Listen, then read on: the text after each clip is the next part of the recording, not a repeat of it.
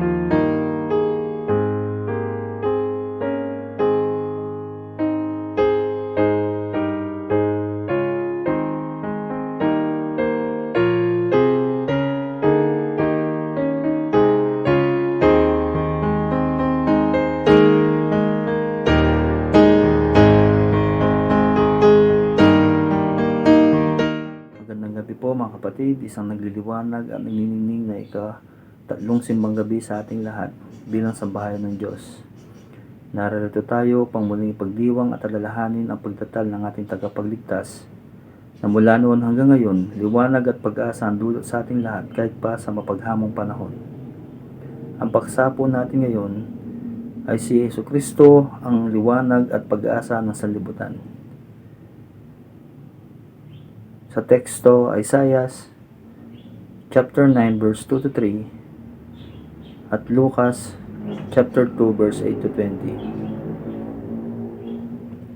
Sa Isaiah chapter 9 2 to 3, sinasabi dito, sa panahon na isinulat ang buong 9 na kabanata na aklat ni Propeta Isaiah, ang Zabulon at Naphtali ay nasa ilalim ng pamamahala ng Assyria. Ito ay pinamunuan ni Tiglath-Pileser III noong 733 BC. Sa panahon ito ay puno ng kamatayan, pangapi at pagkatapon. Ito ang dahilan kung bakit sinabi na ikalawang talata ng kabanatang 9 ang salitang ang bayang malaon sa kadiliman at lupaing balot sa dilim. Subalit makikita din natin na binanggit ni Propeta Isaiah ang mga salitang liwanag. Ito ay nagpapahiwatig ng liwanag para sa mga tao ng Zabulon at Naphtali. Ang mga liwanag na ito ay pinaniniwalaan na ang ating Panginoong Hesus ay inihula din ni Propeta Isaiah. Para sa Lucas chapter 2 verse 8 to 20, ang mga talatang ito sa aklat ng Ebanghelyo ni Lucas ay nagsasaad kung paanong ang anghel ng Panginoon ay bigla na lamang lumitaw sa gitna ng mga pastol habang kanilang binabantayan ang mga alaga nilang mga tupa upang ihatid sa kanila ang mabuting balita ng kapanganakan ni Jesus. At sila'y napunan ng takot sapagkat hindi nila inaasahan ng ganoong kakaibang karanasan hanggang sila'y payapain ng anghel at sabihin sa kanila, Ngunit sinabi sa kanila ng anghel, "Huwag kayong matakot. Ako'y may dalang magandang balita para sa inyo na magdudulot ng malaking kagalakan sa lahat ng tao. Isinilang sa inyo ngayon sa bayan ni David ang tagapagligtas, ang Kristong Panginoon. Ito ang inyong palatandaan. Matatagpuan ninyo ang isang sanggol na nababalot ng lampin na nakahiga sa isang sabsaban." Sa panahon ni Kristo, ang mga pastol ay nabibilang sa pinakalaylayan ng lipunan sa bayan ng Palestina. Sila'y nabibilang na kaparehas ng estado ng mga maniningil ng buwis at magbabasura. At mas kaunti lamang ang angat o hindi kasya sa mga taong may sakit na ketong sa kanilang kapanahunan. Sa panahon ng patriarka, ang pagpapastol ay may tuturong isang marangal na hanap buhay. Subalit, noong ang 12 tribo ng Israel ay naninirahan sa Egypto ng mahabang panahon, naharap sila sa isang uri ng pamumuhay na hindi nila nakasanayan. Ang mga Ehipsyo ay may tuturing na mga magsasaka. At bilang mga magsasaka, inaalipusta nila ang mga pastol at inaakusahan na ang kanilang mga lagang tupa at kambing ang sumira sa kanilang mga pananim. Sa loob halos ng 400 taon, naranasan ng mga pastol ang pangalipusta sa kanila sa kamay ng mga Ehipsyo. Samantala, sa panahon ni Kristo, marami sa mga pastol ang nanatili sa ganitong pagtrato at naging biktima ng ganitong pagtingin sa kanila. Minamaliit ng mga pinuno ng relihiyon ang kanilang pagiging mga pastol at pinagbawalan silang magpastol sa Israel maliban sa mga kapatagan ng disyerto. Ang pagbili ng mga balahibo ng tupa at gatas mula sa mga pastol ay mahigpit na ipinagbawal sa pananaw na ang mga ito ninakaw lamang ng mga pastol. Ang mga pastol ay opisyal na itunuring ng mga makasalanan at kailanman ay hindi maaaring magsilbing saksi sa anumang kaso sa korte dahil sa kanilang mababang reputasyon. Kaya naman, nang ihatid sa kanila ang mabuting balita ng pagsilang ni Kristo, sila'y buong kasabikang nagtungo sa kinalalagyan ng sanggol na si Jesus. At nang kanilang makita ito, buong kapanabikan at kagalakan nilang isinalaysay at sinabi ng anghel tungkol kay Kristo. Kung kaya naman ang kasaysayan ng banal na kasulatan, ang mga pastol ang may tuturing na mga unang tagapamahayag ng mabuting balita. Ang kanilang mga buhay ay napuno ng ibayong kagalakan at pagpupuri. Ang lahat ng ito para sa kalwalhatian ng Diyos. Ang diwa ng pagdatal at kapaskuhan ay liwanag sa bawat pamilyang Pilipino. Subalit, sabi nga ng isang awit, gaano man kakapal at kadilim ang ulap sa likod nito ay may liwanag. Gaano man kabigat o kadilim ang ating pinagdadaanan bilang pamilyang Pilipino. Tandaan po natin na mayroong liwanag na sa atin ay tatanglaw. Ang liwanag na ito ay si Kristo at ang pagkakaroon ng bawat pamilya ng isang buhay na masagana, malaya at hindi nababalot ng takot at pangamba, dulot ng mga mapaghamong pangyayari sa kasalukuyan na patuloy na nagaganap sa ating paligid. Ang konkretong liwanag na ito ay inaasahang tatanglaw at magbibigay ng direksyon sa bawat pamilyang Pilipino, hindi lamang sa Kapaskuhang darating, kundi sa araw-araw ng ating mga buhay.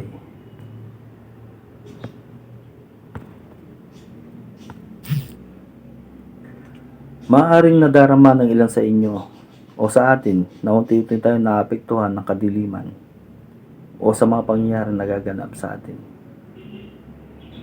Maaaring tayo nag-aalala nangangamba, nagdududa, kulang matatapos ang pandemya ang ating nararanasan. Sa inyo at sa ating lahat, uulitin ko ang napakaganda at tiyak na katotohanan. Ang liwanag ng Diyos ay tunay. Ito ay maaaring mapasalahat. Ito ang nagbibigay ng buhay sa lahat ng bagay. May kapangyarihan itong pawiin ang kirot ng pinakamalalim na sugat. Mapapagaling ito ang kalungkutan at karamdaman ng ating kaluluwa. Sa sandaling mawalan ng pag-asa, makapagbibigay ito ng liwanag ng pag-asa. Makapagbibigay ito ng liwanag na maging sa pinakamatinding kalungkutan, matatanglawan nito ang landas sa ating harapan at aakayin tayo sa pinakamadilim na gabi tungo sa pangako ng bagong bukang liwayway. Ito ang Espiritu ni Jesus Kristo, ang nagbibigay ng liwanag sa bawat tao na dumarating sa daigdig. Gayunpaman, ang espiritual na liwanag ay bihirang dumarating sa mga taong nakaupo lamang sa kadiliman o naghihintay na pipindot lang ng switch. Kailangan natin kumilos ng may pananampalataya upang makilala ang liwanag ni Kristo. Ang espiritual na liwanag ay hindi nakikita ng mga matang makasalanan. Itinuro mismo ni Yesu Kristo, "Ako ang ilaw na nagliliwanag sa kadiliman, at ang kadiliman na hindi ito naunawaan, sapagkat ang taong ayon sa laman ay hindi tumatanggap ng mga bagay ng Espiritu ng Diyos, sapagkat ang mga ito ay kamangmangan sa Kanya, at hindi niya mauunawa sapagkat ang mga yaon ay sinisiyasat ayon sa Espiritu." Kaya paano natin hahanapin at makikilala ang pag-asang dulot ng liwanag ng Diyos? Hindi ba't napakagandang malaman na di tayo kailangang maging perpekto para maranasan ang mga pagpapala at kaloob ng ating Ama sa langit? Hindi natin kailangang hintayin na maging perpekto tayo para makatanggap o matanggap ang mga pagpapala ng Diyos. Sa katunayan, sinisimulan tayong pagpalain ng Diyos kapag sinimulan nating hanapin ang liwanag. Ang perpektong lugar para magsimula ay sa mismong kinatatayuan natin ngayon. Hindi mahalaga kung sa tingin ninyo ay di tayo karapat-dapat o masyado tayong nahuhuli kumpara sa iba. Sa sandaling simulan nating hanapin ang ating Ama sa langit, ang pag-asa ng Kanyang liwanag ay sisimulang gisingin, pasiglahin, at gawing maringal ang inyong kaluluwa. Maaaring hindi ka agad maglaho ang kadiliman, ngunit gaya ng bukang liwayway, nakasunod ng magdamag, tiyak na darating ang liwanag. Ibuhos ang ating damdamin sa panalangin at ipaliwanag sa ating Ama sa langit ang ating nadarama. Aminin natin ang ating mga pagkukulang. Ibuhos ang nilalaman ng ating puso at magpasalamat. Ipaalam sa Kanya ang pagsubok na ating nararanasan. Sumamo sa Kanya sa pangalan ni Jesus sa tumingin ng lakas at tulong. Hilingin na mabuksan ang ating mga tenga upang marinig ang Kanyang tinig. Hilingin na mabuksan ng ating mga mata upang makita ang Kanyang liwanag. Alam ng ating Ama sa langit na nagkakamali tayo. Alam niyang nadadapa tayo maraming beses, hindi lang isa. Ikinalulungkot niya ito, ngunit tayo'y mahal niya. Ayaw niyang mawalan tayo ng pag-asa. Sa katunayan, nais niya tayong bumangon at maging taong dapat ninyong kahinatnan. Para magawa ito, Isinugo niya ang kanyang anak sa mundong ito upang tanglawan ang daan at ipakita sa atin kung paano lalampasan ang mga batong katitsuran na inilagay sa ating dadaanan. Ibinigay niya sa atin ang ebanghelyo na nagtuturo sa landas ng disipulo. Itinuturo nito sa atin ang mga bagay na dapat nating malaman, dapat nating gawin, at marating upang lumakad sa kanyang liwanag, na sinusundan ng mga hakbang ng kanyang pinakamamahal na anak, ang ating tagapagligtas. Dadaigin ba ng liwanag ang kadiliman? Oo, makakagawa tayo ng pagkakamali. Oo, tayo madadapa. Ngunit habang hinahangad natin dagdagan ang ating pagmamahal sa Diyos at sinisikap na mahalin ang ating kapwa, ang liwanag ng ebanghelyo ay papalibot sa atin at pasisiglahin tayo. Tiyak na maglalaho ang kadiliman dahil hindi ito makahiiral sa presensya ng liwanag. Habang lumalapit tayo sa Diyos, lalapit siya sa atin. At araw-araw, lalago ang pag-asa na liwanag ng Diyos sa ating kalooban. Lumiliwanag ng lumiliwanag hanggang sa ganap na araw. Sa lahat ng nakadarama na lumalakad sila sa kadiliman, inahanyayan ko po kayong umasa sa tiyak na pangakong ito na binigkas ng tagapagligtas ng sangkatauhan. Ako ang ilaw ng sanglibutan. Ang sumusunod sa akin ay hindi lalakad sa kadiliman kung magkakaroon ng ilaw ng kabuhayan.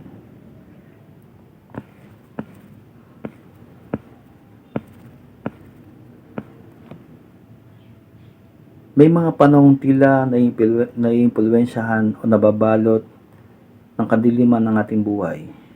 Kung minsan, ang kadilimang nakapaligid sa atin ay tila mapagmalupit, nakapanghihina ng loob at nakakatakot. Tulad po na nangyayari sa panahon natin ngayon. Marami ang natatakot, marami ang nangangamba dahil sa pandemic na ating nararanasan. Marami hanggang ngayon ang mga taong takot na takot. Gayunpaman, nagpapatotoo ako na aking buhay na pag-asa ay na kay Kristo Jesus. Siya ang tunay, dalisay at makapangyarihang daan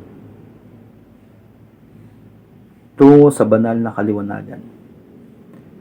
Nagpapatotoo ako na kay Kristo ang kadiliman ay hindi magtatagumpay, ang kadiliman ay hindi mananaig laban sa liwanag ni Kristo.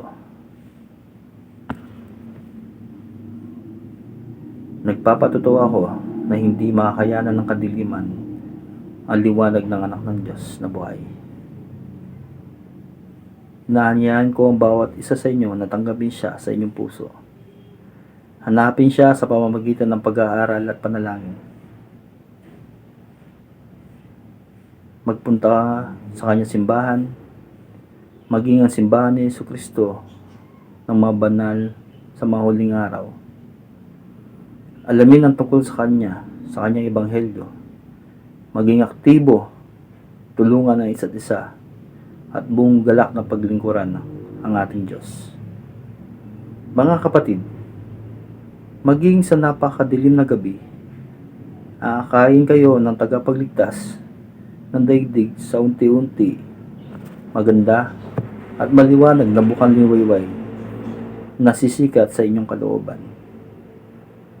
Habang naglalakad kayo tungo sa pag-asa ng liwanag ng Diyos, matutuklasan ninyo ang habag, pagmamahal at kabutihan na mapagmahal na ating Ama sa langit.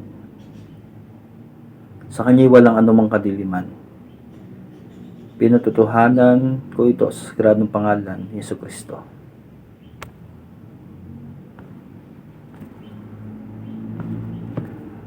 Ang mabuting balita ng pagsilang ni Kristo ay pag-asa lalong higit para sa mga aba. Ang pagpapahayag ng mga anghel sa mga pastol ng pagsilang ni Kristo ang tunay ngang mabuting balita para sa kanila. Ito ay nagdulot hindi lamang ng kagalakan bagkus pag-asa. Pag-asang may tuturing sapagkat silang mga hinahamak at mababa ang kalalagayan sa kanilang lipunan ay tinataas at binibigyan tinig ng Diyos sa kabila ng kanilang kinatatayuan.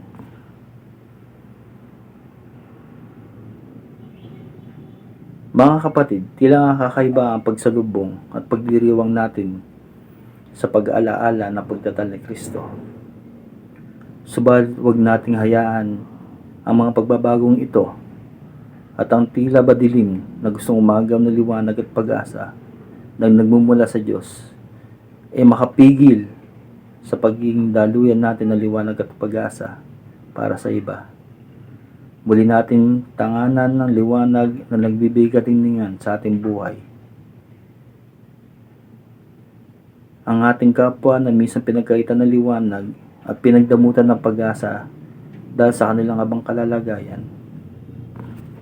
Nawa ang Paskong ito ay lalong mapagtibay ng ating pananampalataya, tunay sa ilaw na tumatanglaw at patuloy na tatanglaw sa bawat pamilyang Pilipino sa gitna ng mapaghamong panahon. Manatili nawa sa atin ang liwanag at pag-asa mula sa ating tagapagligtas. At sabay-sabay nating salubungin ng Pasko ng puno ng kasiyahan sa kabila ng ating sitwasyon ngayon.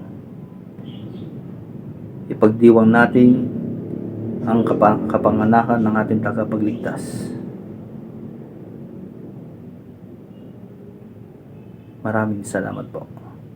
Sa pangalan ng Ama, ng Anak, ng Espiritu Santo. Amen.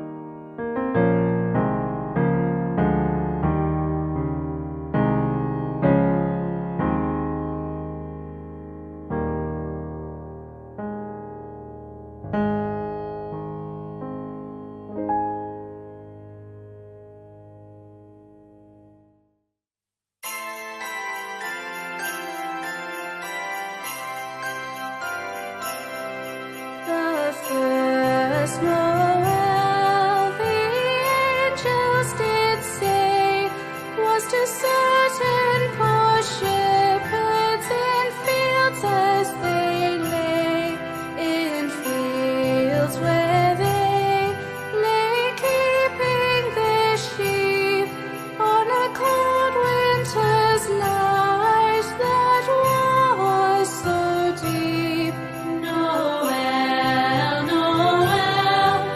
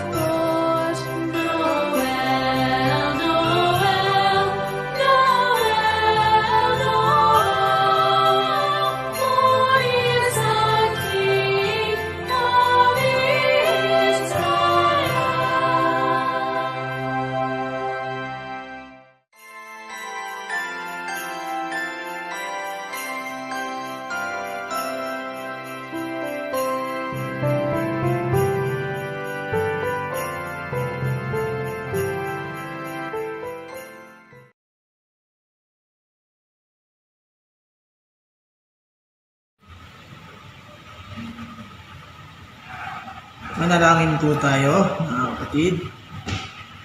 Aming dakilang Diyos, kami patuloy na nagpupurit nagpapasalamat sa iyong patuloy na pagsama sa amin sa gabi-gabi na aming pong gawain, kung saan kayo ay aming kinakatagpo upang sambahin sa Espiritu at katotohanan. Salamat aming dakilang Diyos sa iyong banal na presensya na muli naming nakasama sa gawain ito. Salamat sa aming kapatid na Nomel na naging daluyan ng iyong mga banal na salita sa ikatlong gabi ng aming pong pagdiriwang o pagsamba sa nakasama ang iyong buong kapatiran ng iyong buong bayan sa pamagitan ng online mo, Diyos. Dalangin namin, aming Panginoon, ang mensahe na aming pong narinig at pinagbulayan sa gabing ito ay patuloy na makapagbigay sa amin ng inspirasyon at ang mensaheng ito na ang mabuting balita na nagdadala ng liwanag at pag-asa sa sangkatauhan ay tunay nga po, O Diyos, na ipipatuloy na makita sa amin bilang iyong itinalagang iglesia sa lugar na ito, kung saan ikaw ang mabuting balita na aming pong dinadala sa mga tao na hanggang sa maaabot ng aming mga paa at mga tinig. Salamat aming Panginoon sa liwanag na ikaw mismo ang nagniningning na Kristo na sumilang para bigyan ng pag-asa ang mga taong nawawala ng pag-asa, upang dalhan ng liwanag ang mga taong nadidimlan. At dalangin namin na aming dakilang Diyos na ang mensaheng ito na aming pong narinig ay patuloy na makita sa aming pang araw-araw na buhay, upang araw-araw ka naming napapurihan at naluluwalhati sa pamamagitan ng aming pong buhay na iyo pong ipinagkaloob at ipinagkatiwala sa amin. Dalangin namin, O Diyos, na natapos man ang aming pagsamba sa gabing ito, ay magpapatuloy at magsisimula pa lamang ang aming patuloy na paglilingkod sa inyo at sa aming pong kapwa. Dalangin ko rin, O Diyos, na pakabanalin ninyo ang inyo pong abang alipin upang maging daluyan ng iyong masaganang bendisyon at pagpapala sa gabing ito.